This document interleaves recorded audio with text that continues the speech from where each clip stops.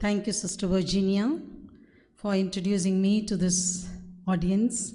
I think most of them are new to you, so it's a nice occasion to get familiarized with you. Let me go into the topic straight away without wasting much time. I know I stand here as a voice of the formators. Voice of the formators. Dear friends, how many of you are formators right now? Formators. Could you please stand up for a moment? Please. Please. Especially, please stand up. Formators.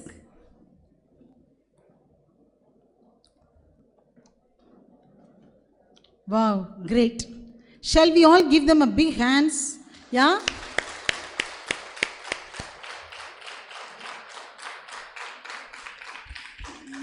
Thank you, thank you. We may forget our superiors, but we never forget our formators. Do you agree with me? Yes. In the following 30 minutes, I was given 30 minutes, I focus my presentation exclusively on the challenges encountered by women religious formators. I'm sorry, I'm not going to include men religious formators here, but I'm going to focus. We need space for ourselves also, isn't it? So I'm going to focus only on women religious formators, and I stand here as a voice of them. Just before beginning, I will also be talking to you two things. One is the hurdles and the difficulties that they encounter, and also I will also share with you some of the expectations that they have from the communities, from their authorities, and from their own formies. These are the expectations, what the formators have, the format. So to start with, I thought I would just give you in nutshell, role of the formators in consecrated religious life. Here and there I'll be reading it to you for time's sake, and in between I will also interact with you. The role of formators in the life of women religious has been of paramount importance throughout history and remains a vital force in contemporary times. Formators are skilled and dedicated individuals who are profoundly responsible for guiding women on their spiritual journey within religious life. However, this role has evolved significantly over the years, reflecting changing societal norms and the dynamic nature of religious communities. Historically, formators played a central role in shaping the lives of women who aspired to become nuns, sisters, or members of other religious orders. These formators were often situated within convents or monasteries, preparing young girls and women to lead lives faithful to Christ, devoted to prayer, community life, and ministry. They instill in them a deep commitment to faith, discipline, and a life of service through providing religious formation and practical training in various skills. Today, the role of formators has expanded to encompass a broader range of responsibilities. They continue to provide spiritual guidance and serve as mentors, counselors, and facilitators of personal and community growth. Formators assist formies in navigating the complexities of modern life while remaining faithful to their religious calling. They discern one's vocation and adapt to their religious congregation's specific charism and mission. In contemporary times, formators also employ modern technical methods, psychological insights, and a more inclusive and integral approach to formation. They foster critical thinking, encourage dialogue, and empower women to engage with the world challenges in a way that aligns with their religious values. Formators help women religious become leaders, advocates, and catalysts for social change, applying their faith to address pressing issues such as social justice, environmental concerns, and global inequality. Formators are not merely instructors. They are companions on our journey. walking alongside, nurturing the formies a sense of community, inspiring a deep commitment to faith, and encouraging a profound connection to their congregational heritage. Through their guidance, formators empower formies to live out their religious vocation authentically and meaningfully. Thus, the role of formators in women religious congregations has evolved but remains a cornerstone of religious life. With this short introduction, of course it's speaking about the role and the importance of, I would like to move on to my topic directly, the hurdles, the challenges encountered by women religious formators. Sister, who is your formator? Did she not teach you these basic things? What only are they teaching in the novitiate? Nowadays it seems like they are only taking classes. In our days, we didn't have so many classes. Do you hear these conversations going around in our communities? Yes. Now tell me, who likes to be a formator? Anybody?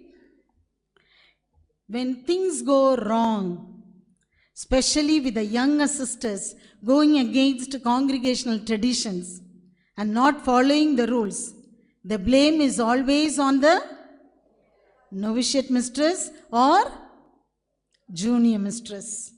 I am sure the women religious here would agree. In spite of the valuable and all-round formation that women religious formators bring into the lives of their formies, their journey is fraught with many challenges. These dedicated individuals face many challenges from within themselves and the world outside, as they would undertake the noble, often demanding task of forming new members of their religious congregation. In order to assess the challenges of the formators, in fact, I prepared a questionnaire and I distributed to 45 formators. Of course, I didn't have like what Father was talking about, rector's meeting. I was waiting if there was any meeting gather, whether the formators, I couldn't. So I had to individually contact them. Almost 45 of them I contacted from belonging to 12 congregations. Some of your congregations also took part, but they are not here. And among them, how many responded? 32 responded, and I am presenting their voice here. The questions here that I gave to them: what are the significant challenges you face as a formator? What emotional and psychological challenges do you encounter from the formies as a religious formator, especially when you give spiritual guidance and support during times of crisis or personal struggle?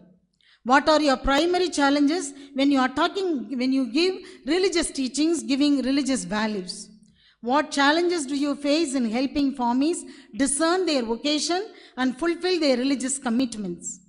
How do you balance the tensions between preserving the traditional religious teachings, especially preserving the traditions of the congregation, while adapting to the modern world changing cultural and societal norms? What are your expectations? And what support or resources would be most beneficial in helping you overcome the challenges you face as a religious formator? I have organized their findings into distinct categories and the subsequent critical analysis also presented along with it. So first of all, I would like to speak to you about challenges from within. What are the challenges that they face from within? First one is spiritual challenges. The religious formators, we must know that the religious formators, those of you here would agree with me that they also grapple, they also struggle with their spiritual growth. They are not perfect persons. They are not completed, finished products. This morning Father Felix was talking about, we are not finished products. We are on the process of evolving. So these formators also are on the process of evolving.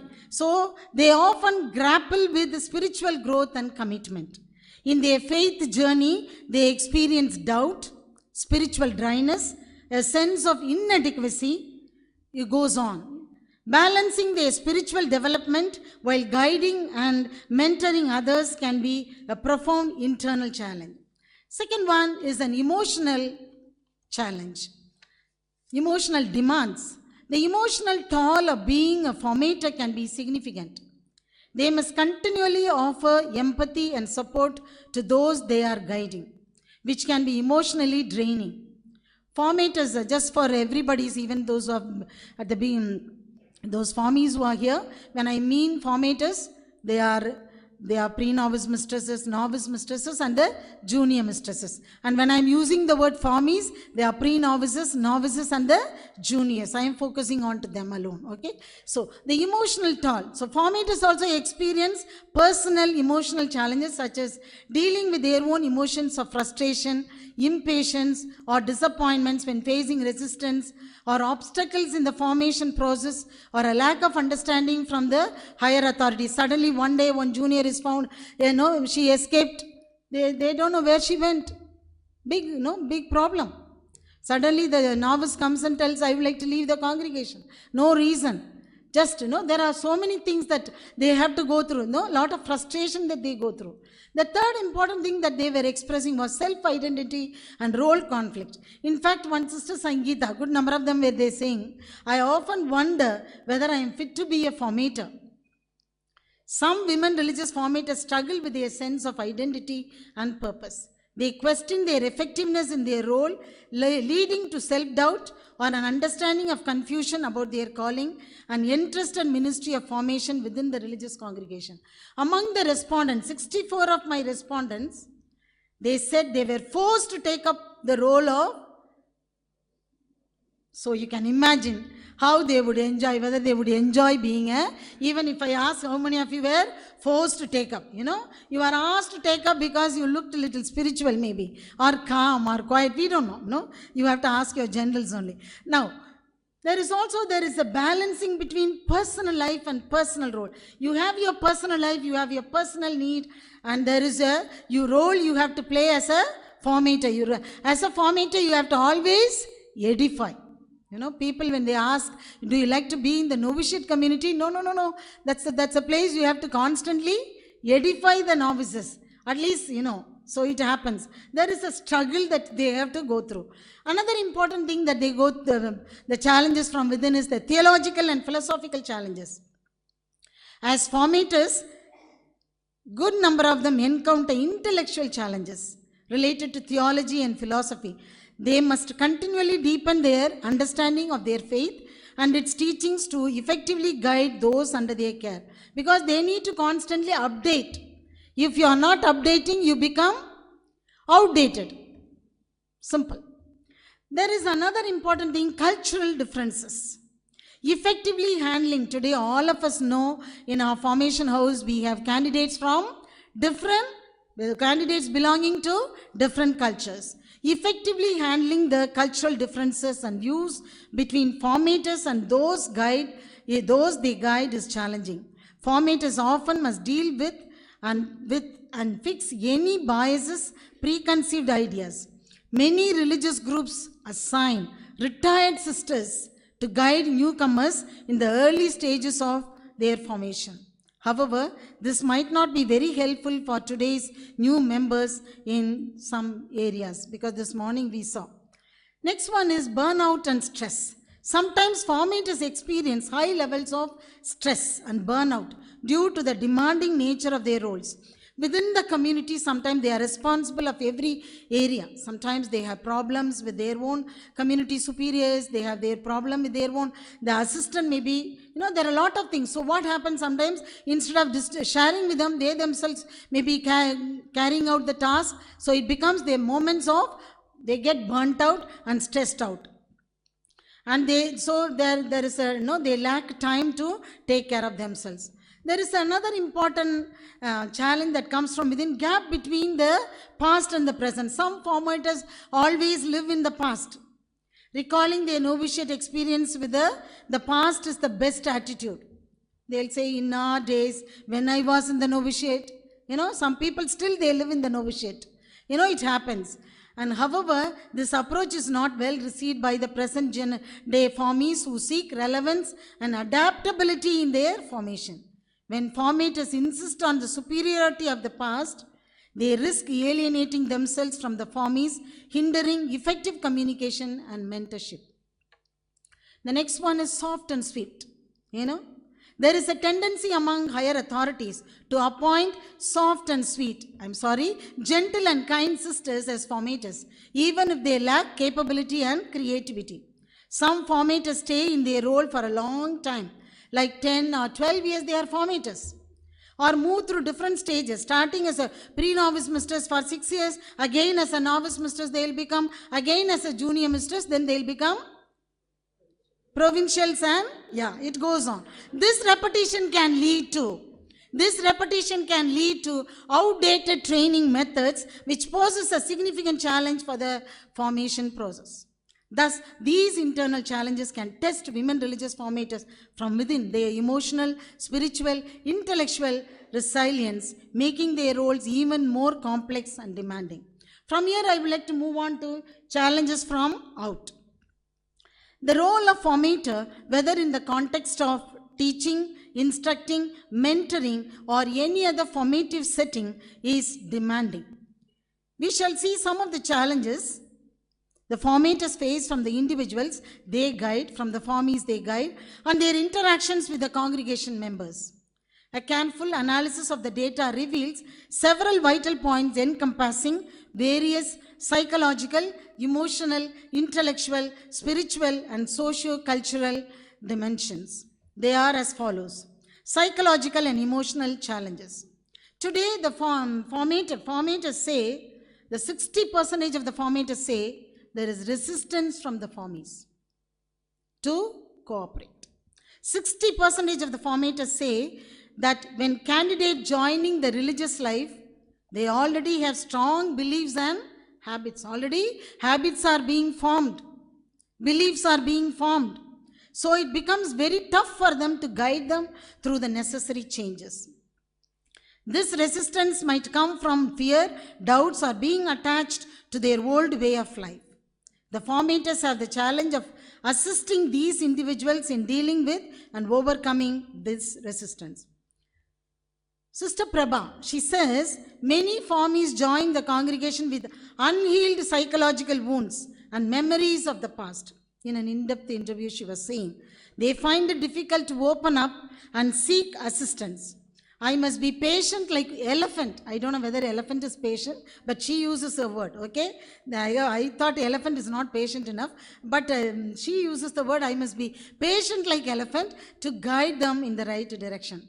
This is confirmed by 80% of the respondents who say that many formees come into the formation houses with unhealed psychological wounds and unresolved memories from the past. So we need to think of that. These can range from dramatic events to difficult relationships. Sometimes they are even sexually abused children we get into the formation houses. The next one is fragile ego and oversensitivity.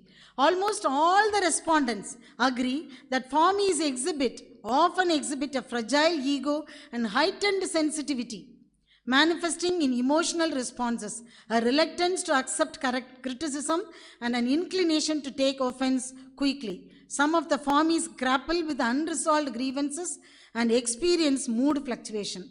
One of the novice mistresses who was talking to me, she said, as a novice, I was frightened of my novice mistress. Now, as a novice mistress, I am frightened of my novices. As a novice, I was frightened. I don't know what she will do with me. Now, as a novice mistress, I don't know what my novices will do next. Their mood fluctuations. Moving on to this is very, very thing. Self-righteous attitude and poor self-knowledge. 72% of the respondents have encountered formees displaying self-righteous attitudes, believing they are always correct and resistant to receive feedback or correction. Dealing with such challenges can be demanding for formators, requiring them to maintain patience, elephant-like patience, consistently. This attitude often arises due to a lack of self-awareness and inadequate self-knowledge among the formies. Another important thing, interpersonal conflicts. 65% of the respondents today, they are not able to work together, the formies, they said in the novitiate itself, they are not able, the formies are not able to work together. They have conflicts with the fellow formies or with their formators in the community setup. These conflicts can become a source of stress and emotional toil. Formators are challenged to facilitate conflict resolution and provide guidance on healthy interpersonal relationships, and this is crucial for happy community living. Preference for silence and indifference. Not that silent this morning. I think one father was talking about Cyril, I think. He was talking about today's cult. No, this sort of preference for silences, they don't open the mouth. 82% of the respondents agree that their candidates often come from smaller families. They tend to stay quiet and ignore their fellow candidates' problems or struggles. So teaching them to get involved in the lives of others, they like to remain isolated. That isolated mentality is already there. They avoid. Another important thing is flock mentality, groupism, and conformity. Sometimes we find among the young sisters a kind of flock mentality, says Sister Kavita, who has been a formator for 6 years. The inclination towards a flock mentality poses a formidable change, making it difficult for formies to stand alone and uphold ideologies. 91% of the respondents said that many young ones prefer to go along with what everyone else is doing and find it hard to express their thoughts and ideas. Holding on to hurts. Several formies struggle with prolonged retention of hurt feelings, leading them to react negatively rather than address conflicts constructively.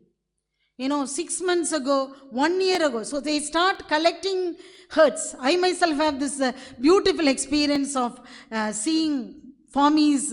For the past 3 years, I was in Dindivanam. There is an institute called Lumen Institute where we have Formation Center for Women Religious who undertake theological and spirituality courses for 9 months, 6 months. So, sometimes when they have some hurt feeling, they'll come to tell you. In the month of June, when I entered, when in the month of, as they are going, so they start collecting. You see this kind of opening up becomes very, very difficult for this generation. We find that, and good number of respondents were saying it is very difficult, it's becoming. Another important thing that we have come across today is the current generation is very weak generation. You will see they like to eat very little, like to look thin, and they quickly become sick, feel tired fast. If you ask them to do gardening, just within 5 minutes, 10 minutes, they become tired, and, it becomes, they find it very difficult to, they find it difficult to endure challenges in their lives. There are formies here. Don't, I will take, yeah. There are also coming to this intellectual challenges. I would like to, few things. In today's world, more formies with lower academic scores are choosing to join religious groups. As a result, those who enter religious life often have IQ scores below the average. I am not generalizing, more, okay?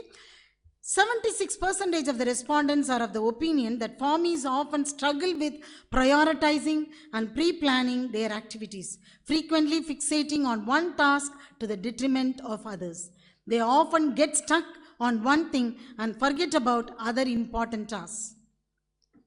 This inefficiency leads to a waste of valuable time. There is also a decrease in intelligence, reading habits, writing skills, and creativity. Sadly, our formies' intelligence, reading habits, writing skills, and creativity are decreasing. We have noticed that some candidates might not do well academically or creatively as before. 70% of the respondents say that they have to really work hard to help them improve in every aspect of their life, especially help them grow in their intellectual arena. In this context, Sister Priya shares in an in-depth interview, today, vocation promoters go around and bring in anyone to boost the numbers. They are accountable to the provincial. So they go around and bring anybody. But the problem is when they come into the formation house, we face difficulties shaping their formation. Moving on from there to the spiritual challenges, in contemporary times, all of us know the significance of God in family life has diminished. Engaging in family prayer, attending daily mass, and participating in various spiritual activities allow Christians to foster their spiritual growth. 90% of the respondents encounter a significant obstacle, a decreasing interest in religious and pious practices, especially among the younger generation. Many young formies are increasingly attracted to secular activities and interests in today's swiftly evolving world. The appeal of dedicating one's life to a religious vocation is diminishing. Sister Victoria, she's a novice mistress, she said, it concerns that many of the formies are not fully convinced of their vocation to religious life. Most formies wait for the formators to decide their vocation, showing little worry or regret if asked to discontinue. They even wait for their formators to tell them to leave.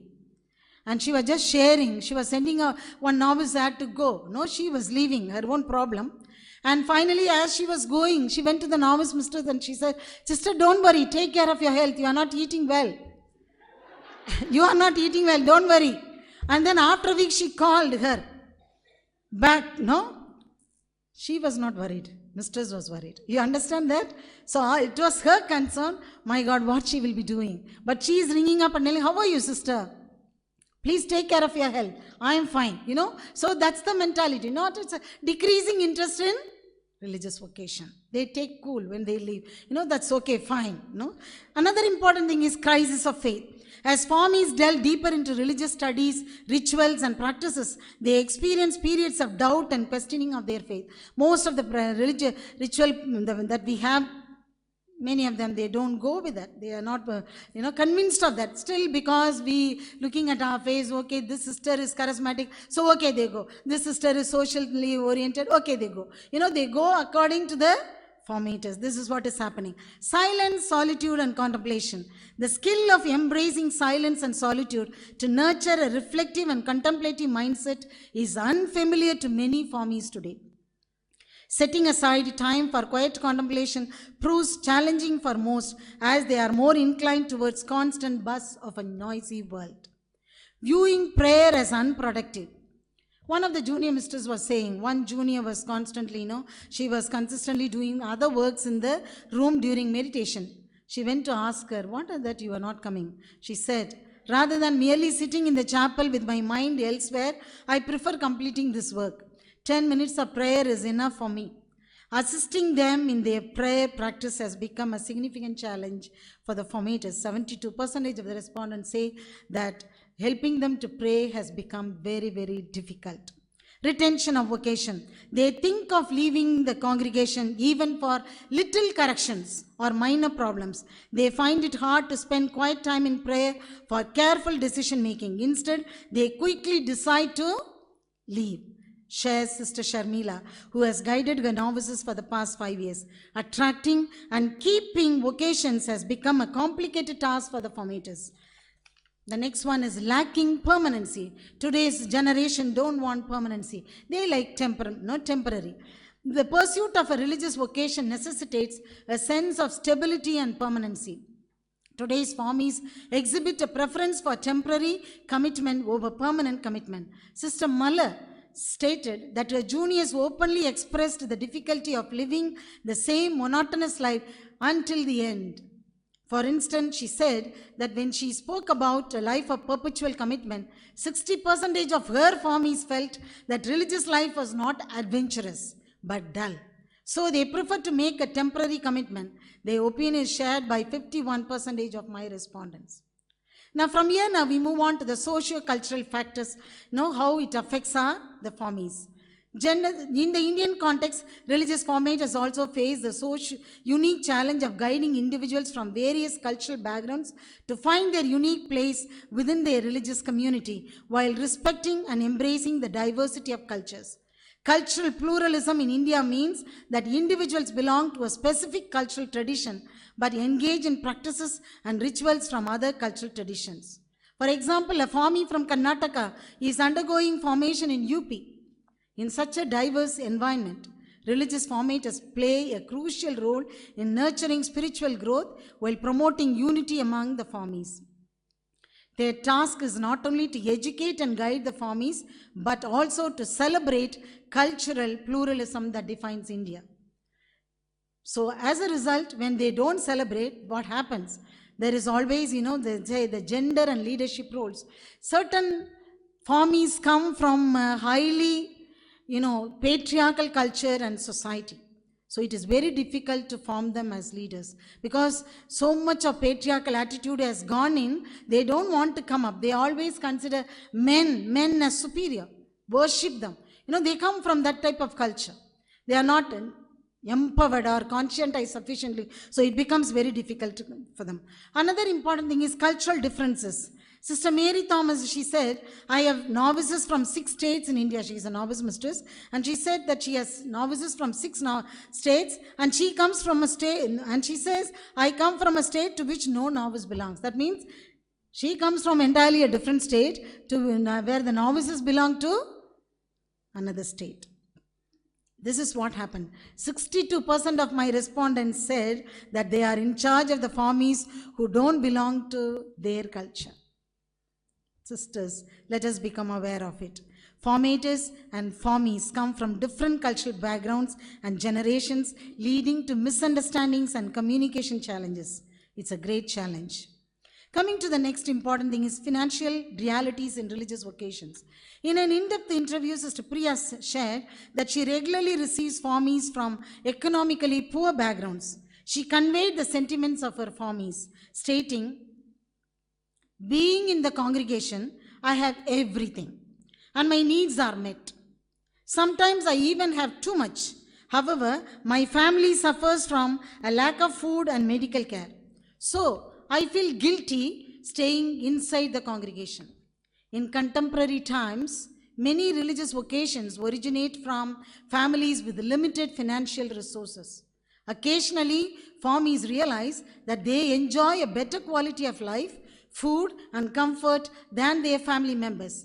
Consequently, this awareness leads to discontent among them or prompt them to seek alternatives, sometimes misguided, ways to help their families. Sometimes their family concerns prioritize their religious commitment, challenging the formators to help. Next important thing, poverty and versus pocket money. Embarking on a religious journey often means committing to a life of poverty. However, the road to this commitment is not always smooth, especially regarding money matters. Transitioning from a regular life to a religious one can be financially challenging, especially when dealing with pocket money, a concept that today's generation finds difficult to understand. Some formators have shared the economic challenges their formies face. Sister Nivya, for example, mentioned, my formies often ask about pocket money because some of them have been used to it since childhood. They wonder if all the sisters manage their expenses with the money provided by the congregation. Struggle between freedom and individualism. The young people of today see freedom differently. When those entering religious life bring this perspective, it becomes hard for them to grasp the concept of obedience. Sister Sarita shares, I have been guiding new members for over 8 years. I have noticed a change in our newcomers. There is a focus on individualism, and freedom is often seen as pursuing personal wishes rather than meeting the requirements of religious life. So, balancing tradition and adaptation. This is very, very important. Tradition of the congregation and adapting to the modern methods, modern times. Striking a balance between preserving the rich traditions and charisms of our religious congregations and adapting to the changing needs and challenges of the contemporary world is an ongoing challenge for the formators. As Sister Josephine aptly said, it's a delicate dance, trying to honor our traditions while also being responsive to the evolving demands of the world we live in. In conclusion, these are some of the significant challenges religious formators face in the sacred ministry of formation. From here now we move on to the expectations of women religious formators. I quickly read this fast. So how many minutes? 3 minutes. I'll just quickly say. The formators, the expectations from the formies, an expectation from the Formators from the formies. Formies who are present here, you can listen. So the formators expect the formies, you can also read the paper later. Listen, they expect the formies to listen carefully to the instructions and follow their directions properly to grow personally and spiritually. They give importance to their spiritual life by spending more time in prayer, contemplation, regularly participating in spiritual activities, dedicating their lives consciously to God. Actually, they must get actively involved in biblical studies, spiritual exercises, community activities. Follow a standard of religious behavior. A religious should have a religious behavior and always keep in mind to have a religious decorum. Formators are expecting. They must be sincere, accountable, and be a person of self-discipline. They must commit genuinely to community living, cooperate, support others, share the joys and sorrows of the community members, and be ready for any ministry at any time. Respond flexibly and enthusiastically to the community's needs. They must be intellectually curious, engage in critical thinking. They must be open to expanding their intellectual horizons. They must show commitment to social justice, participate actively in community initiatives. They must be grateful to the congregation for the efforts taken towards their growth. They must show respect and be open to their constructive feedback. They must also be open about their communications and relationships, especially with the opposite gender, to address potential challenges transparently. They must be a role model, set an example through their behavior and achievements, positively influencing their peers. Cultivate a spirit of forgiveness, okay? They must improve. I would like to give some expectations that they have from the other members. The formators also expect collaboration from other members of the congregation in the formative process. This involves creating an environment where the entire community actively engages in because formation is not alone the work of the formator, but also the community ministry. It is also the formator. The other members are also expected to provide mentorship and serve as role models. Not only the formators have to be role models, but also others.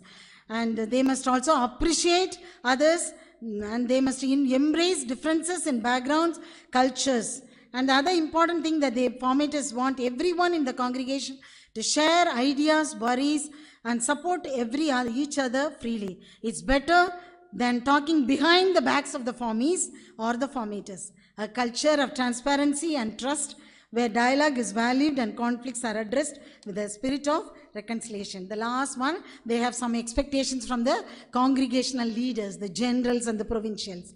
Very important, isn't it? The formators expect that the congregation commits collectively to the formative process. This means providing the necessary resources for the comprehensive development of the formies.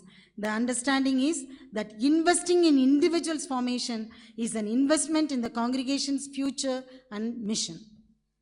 They expect that the congregation creates an environment supporting vocation. This includes programs, retreats, and encouraging individuals to explore and respond to their calls. There is an expectation for continuous integration of formies into the larger community. Make them feel part of the community. The congregation is expected to commit itself to the ongoing formation of all members. This encompasses the initial stages of religious life and a lifelong journey of deepening spirituality, intellectual growth, and communal development. The understanding is that religious life is a continuous process of conversion, development, and the congregation supports this journey at every stage. In conclusion, the formative process is a collaborative effort where every member actively contributes to the advancement of those under guidance. Thank you.